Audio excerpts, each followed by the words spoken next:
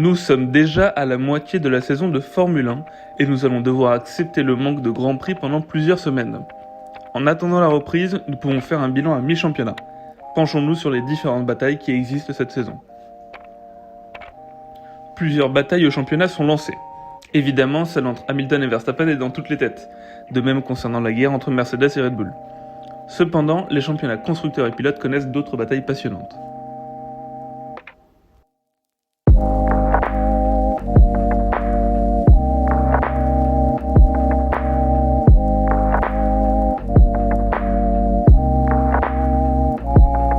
Commençons par celle qui concerne Williams, Alfa Romeo et Haas. À mi-saison, Williams a 10 points au championnat, Alfa Romeo en a 3 et Haas est la seule équipe à n'avoir inscrit aucun point. Ces 3 équipes sont d'ailleurs les seules à ne pas avoir fait de podium et il y a peu de chances pour que ça arrive. Suite au dernier Grand Prix de Hongrie, sûrement celui qui aura le titre le plus fou de la saison, Williams a pris un avantage considérable face à ses deux concurrents. En une course, ils ont gagné 10 points, ce qui n'était pas arrivé depuis le Grand Prix d'Italie de 2017 avec Felipe Massa et Lance Stroll. Suite à l'exploit de Nicolas Latifi et George Russell, merci à Bottas et à Stroll, Williams est désormais la grande favorite de cette bataille.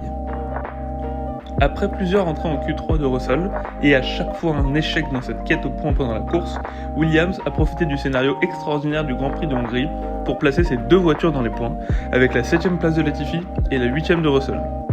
Même si Russell est bien plus performant que Latifi depuis le début de la saison, c'est bien le pilote canadien qui a fini devant son coéquipier.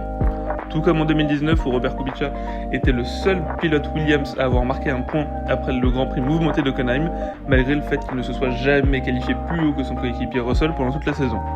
Cependant, la position de Latifi par rapport à Russell pour Williams au dernier Grand Prix n'a aucune importance, ni pour l'écurie, ni pour les pilotes, comme l'émotion de Russell après la course peut en témoigner. Cet exploit vient récompenser le progrès de l'écurie sur ces 2 dernières années et le travail des pilotes. Nous pouvons espérer nous attendre à d'autres exploits dans des Grands Prix au scénario pas comme les autres, ou même à une entrée dans les points à la régulière de George Russell. Concernant Alfa Romeo, l'équipe est stable et la voiture est compétitive par rapport à ses deux concurrents. Régulièrement à la porte des points, Kimi Raikkonen et Antonio Giovinazzi font tous les deux une saison à demi-teinte. On a un Kimi catastrophique le samedi mais se rattrapant le dimanche, notamment grâce à des départs dignes de son statut de champion du monde et à sa science de la course. À côté de lui, Giovinazzi est bien plus performant en qualification.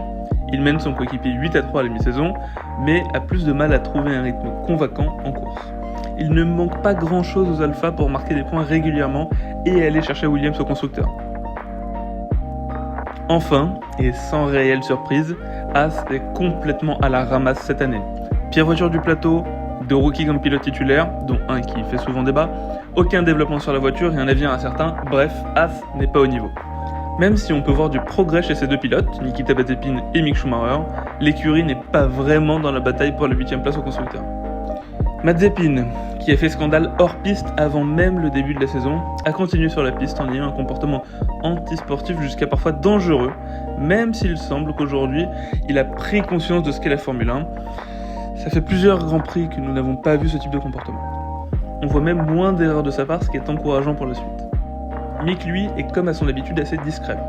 Il travaille bien avec son équipe, mais continue de faire quelques erreurs. Il est adoré de la communauté Formule 1, et Gunther Steiner, directeur de son écurie, a confirmé à demi-mot qu'il sera chez Haas la saison prochaine. Difficile de croire donc qu'il y a un retournement de situation d'Alfa Romeo ou de Haas, même si Alfa peut être porteur d'espoir pour cette deuxième partie de saison. Mon pronostic pour cette bataille à 3 pour la deuxième partie de saison, en 10e place Haas, la 9e place Alfa Romeo et à la 8e place Williams, donc selon moi, rien ne changera en cette fin de saison.